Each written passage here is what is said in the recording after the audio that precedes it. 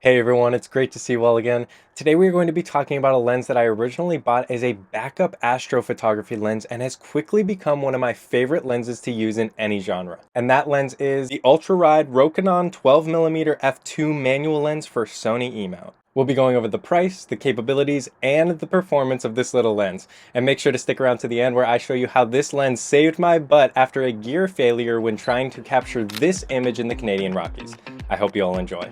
My name is Jalen Oban. I'm a landscape photographer and educator based in the Pacific Northwest. I create weekly videos giving you photo tips or taking you with me on location to give you a behind the scenes look at what I do. If you enjoy the content, I would really appreciate it if you gave it a like and subscribe.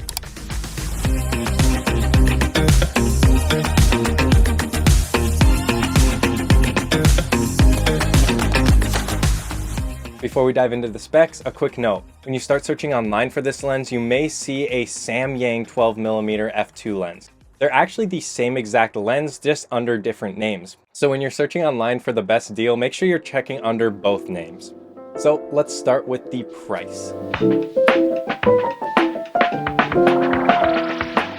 So if you were to buy this lens brand new, you can get it for about $250 or $300 USD. And that is an absolute steal for what this is capable of, and we'll go over that a little bit later. As far as the used market, I got this one on NPB with a warranty for about $200. You can even see them as low as $150. This makes it one of the most affordable wide-angle lenses, especially for APS-C sensors. Now this is an APS-C lens, however it has an 18mm full-frame equivalent. I've been using it on my Sony a7R II and it has worked wonders for landscape and astrophotography. Next, we're going to talk about the image quality.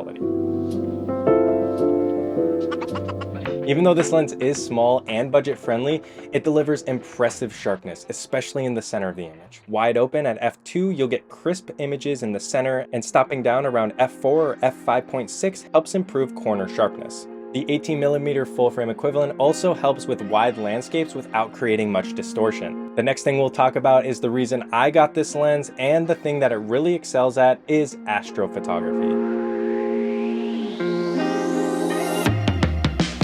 At the ultra-wide 12mm, you'll get a great perspective of wide landscapes and the entire Milky Way when shooting vertical. I love this lens for its fast f2 aperture, which allows more light into the camera during those night shots. It's great for capturing stars and the Milky Way with minimal noise. The manual focus ring is smooth and precise, which is key for locking in those stars at infinity. I've noticed that for astrophotography, I can turn the focus dial all the way to infinity and it locks clear sharpness onto those stars.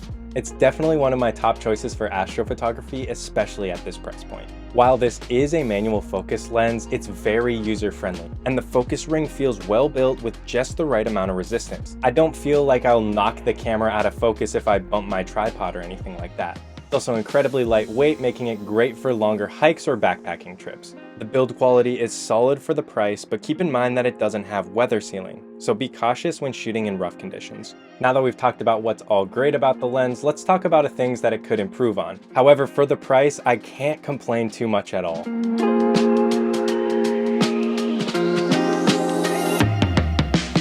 One thing, like mentioned before, is manual focus only. This could be a downside for some users, and getting used to manual focusing is definitely a bit of a learning curve, but you're still able to use your in-camera's focus peaking feature to combat this. Another thing is that corner sharpness. It's definitely not perfect wide open, but it improves when you stop down. And the last thing is the no weather sealing. If you're shooting in rain or mist, this is something to keep in mind if you're in those harsh environments. The Rokinon or Samyang 12mm f2 lens is a great choice for both APS-C and full frame shooters. However, keep in mind when shooting full frame, this will crop into your photo, so you're not using all of the megapixels your camera has. But you can do this by changing the Super 35mm setting on in your camera. Its 18mm equivalent focal length is perfect for landscapes, astrophotography, and even real estate photography. The image quality is impressive, especially considering the price. If you're okay with using manual focus and/or you're looking for a great budget option, this lens should definitely be on your radar.